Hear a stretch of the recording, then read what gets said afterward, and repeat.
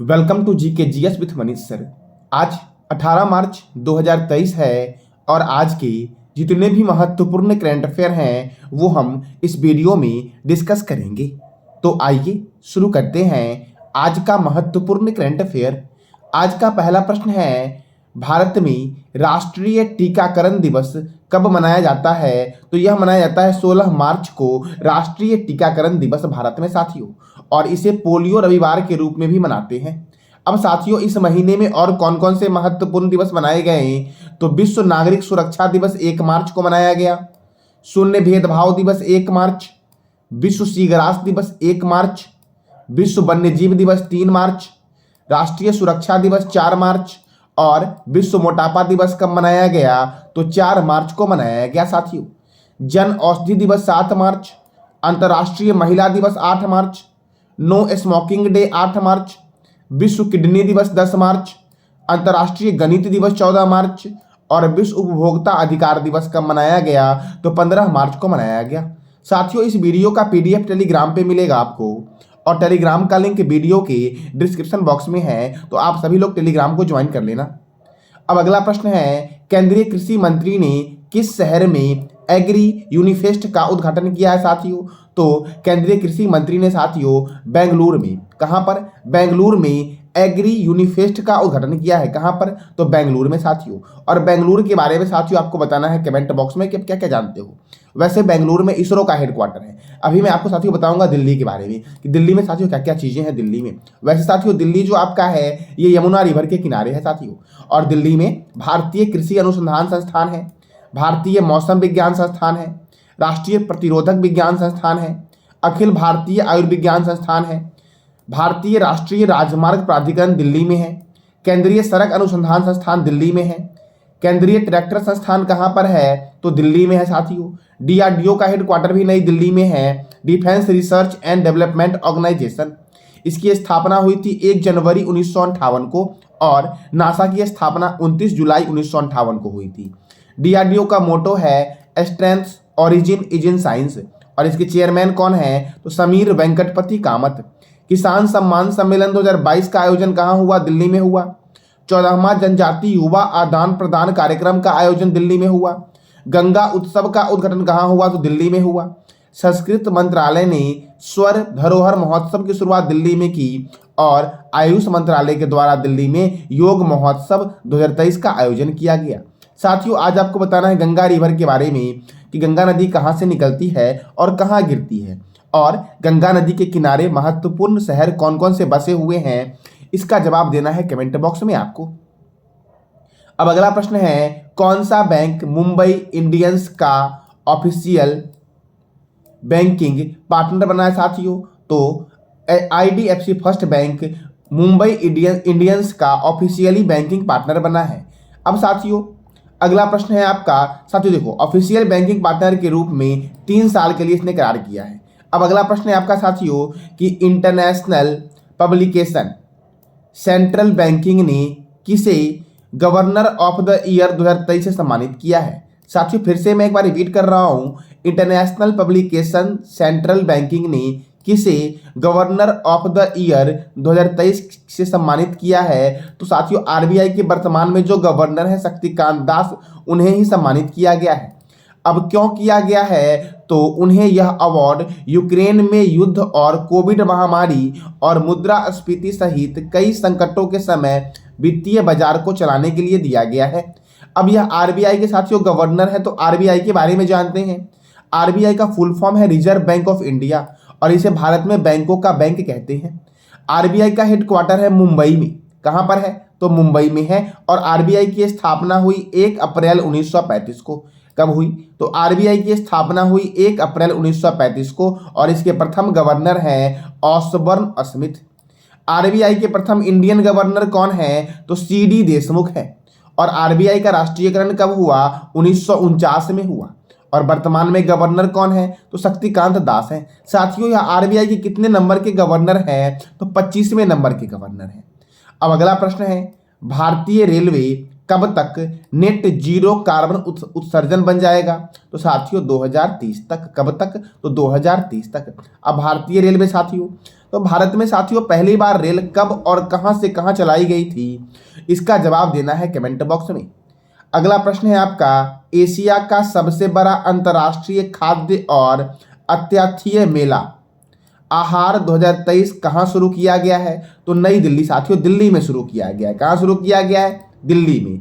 और दिल्ली कौन सी रिवर के किनारे है? तो यमुना रिवर के किनारे है। साथियों आगरा भी यमुना रिवर के किनारे है और मथुरा भी यमुना रिवर के किनारे है। अब साथियों दिल्ली, तो दिल्ली में telecom regulatory authority of India का हेडक्वार्टर है। यूनियन पब्लिक सर्विस कमीशन का हेडक्वार्टर नई दिल्ली में है।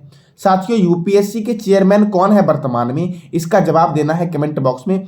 साथियों यूपीएससी की स्थापना ली आयोग के सिफारिश पर की गई थी। कब की गई थी ये बताना है कमेंट बॉक्स में आपको। बॉर्डर सिक्योरिटी फोर्स का हेडक्वार्टर नई दिल्ली में है। Oil and natural gas corporation का हेडक्वार्टर नई दिल्ली में है। Table tennis federation of India का हेडक्वार्टर नई दिल्ली में है। और table tennis federation of India की पहली महिला प्रेसिडेंट कौन बनी है? तो मेघना अहलावत बनी है। ऑल इंडिया फुटबॉल फेडरेशन का हेडक्वार्टर नई दिल्ली में है। National highway authority of India का हेडक्वार्टर कहां पर है? तो नई दिल्ली में है। और पंजाब नेशनल बैंक का हेडक्वार्टर कहां है? तो नई दिल्ली में है। अब अगला प्रश्न है आपका, स्काई ट्रैक्स द्वारा जारी दुनिया के टॉप एयरपोर्ट्स की लिस्ट में कौन सा एयरपोर्ट टॉप यानी प्रथम पर रहा है? तो सिंगापुर चांगी एयरपोर्ट साथियों प्रथम स्थान पर है स्काई ट्रैक्स द्वारा जारी टॉप एयरपोर्ट्स की सूचकांक में साथियों।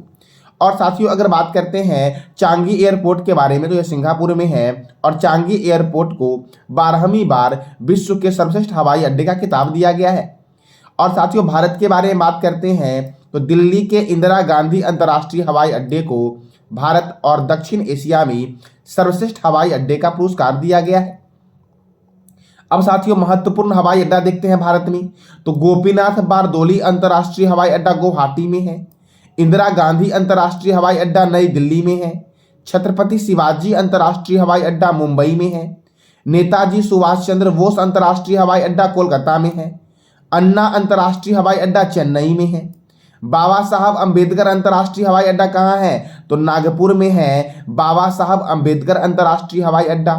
सरदार वल्लभ भाई पटेल अंतर्राष्ट्रीय हवाई अड्डा अहमदाबाद में है। और अहमदाबाद साथियों कौन से रिवर के किनारे है? तो इसका जवाब देना है कमेंट बॉक्स में आपको। चौधरी चरण सिंह अंतर्राष्ट्रीय हवाई अड्डा लखनऊ में है और लखनऊ है गोमती रिवर के किनारे। लाल बहादुर शास्त्री अंतर्राष्ट्रीय हवाई अड्डा वाराणसी में है और वाराणसी है गंगा रिवर के किनारे। श्री गुरु रामदास जी अंतर्राष्ट्रीय हवाई अड्डा अमृतसर में है और अमृतसर को बोलते हैं स्वर्ण मंदिरों का शहर अमृतसर। शेख अल आलम अंतर्राष्ट्रीय हवाई अड्डा कहाँ है? तो श्रीनगर में है और श्रीनगर में ही है साथियों शालीमार बाग और निशांत बाग कहाँ है? तो श्रीनगर में है। राजीव गांधी अंतर्राष्ट्रीय हवाई अड्डा हैदराबाद में है और हैदराबाद में हुसैन सागर झील भी है। वीर सावरकर अंतर्राष्ट्रीय हवाई अड्डा पोर्ट ब्लेयर में है। और देवी अहिल्याबाई होलकर अंतर्राष्ट्रीय हवाई अड्डा कहाँ है? इंदौर में है और इंदौर भारत का सबसे स्वच्छ शहर है इंदौर साथियों। अब अगला प्रश्न है आपका, हाल ही में केरमाडेक द्वीप में 7.1 तीव्रता में भूकंप आया है, यह किस देश में स्थित है? तो साथियों यह न्यूजीलैंड में स्थित है केरमाडेक द्वीप साथियों भूकंप की साथियों जो वेव्स होती है वो 3 प्रकार की होती है। एक होता है पी वेव्स यानी कि प्राइमरी वेव्स साथियों, एक होता है एस वेव सेकेंडरी वेव और एक होता है एल वेव साथियों अर्थात धरातलीय वेव्स। साथियों पी वेव और एस वेव जो है वो पृथ्वी के अंदर जाती है और एल वेव साथियों आपका है ये पृथ्वी की सतह पर ही रहती है। पी वेव साथियों तीनों माध्यम से गमन करती है। तीनों माध्यम मतलब कौन कौन सा? ठोस, द्रव और गैस में। और एस जो है साथियों केवल ठोस में गमन करती है। आई बात समझ में साथियों आपको। अब साथियों न्यूजीलैंड का यह द्वीप साथियों है केरमाडेक द्वीप। तो न्यूजीलैंड के बारे में जानते हैं। न्यूजीलैंड की राजधानी क्या है? वेलिंगटन है।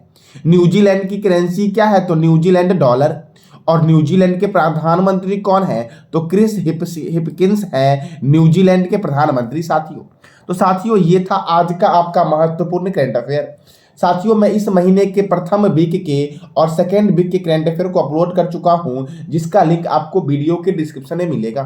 और साथियों यह जो वीडियो साथियों आपका है यह आपके जितने भी एग्जाम है सभी के लिए महत्वपूर्ण है, तो साथियों वो आप कवर कर लेना वहां से। अब साथियों तो ये था आज का आपका महत्वपूर्ण करंट अफेयर। कल मैंने आपसे 3 महत्वपूर्ण प्रश्न किया था जिसका आप सबों ने साथियों जवाब बहुत ही अच्छे तरीके से दिया। और साथियों जब मैं प्रश्न करता हूं तो आपको उस प्रश्न के संबंध में जो भी जानकारी प्राप्त होती है वो सारे जानकारी को आप कमेंट बॉक्स में टाइप किया करो। इससे साथियों आपका रिवीजन होगा। मैं इसलिए प्रत्येक दिन 3-3 प्रश्न पूछता हूं साथियों आपके, और वीडियो के कहीं कहीं बीच बीच में साथियों मैं प्रश्न पूछता हूं आपसे। तो मैंने पहला प्रश्न किया था फीफा वर्ल्ड कप 2026 का आयोजन किस देश में होगा? तो कनाडा, अमेरिका और मैक्सिको में संयुक्त रूप से होगा। साथियों दूसरा प्रश्न मैंने किया था कि भारत में किसे सी चैलेंज क्लाइमेट पहल का ब्रांड एम्बेसडर बनाया गया है? तो श्रेया घोटावत को बनाया गया है। और तीसरा प्रश्न साथियों आपका था कि हाल ही में भारत और सिंगापुर के बीच आयोजित बोल्ड कुरुक्षेत्र अभ्यास का समापन कहां हुआ? तो जोधपुर में हुआ। कहां हुआ साथियों? जोधपुर में, और जोधपुर है राजस्थान में। आज का साथियों आपका 3 महत्वपूर्ण प्रश्न है कि भारत के पहले मानव गगनयान का पहला ऑर्बिट मिशन कब लॉन्च किया जाएगा?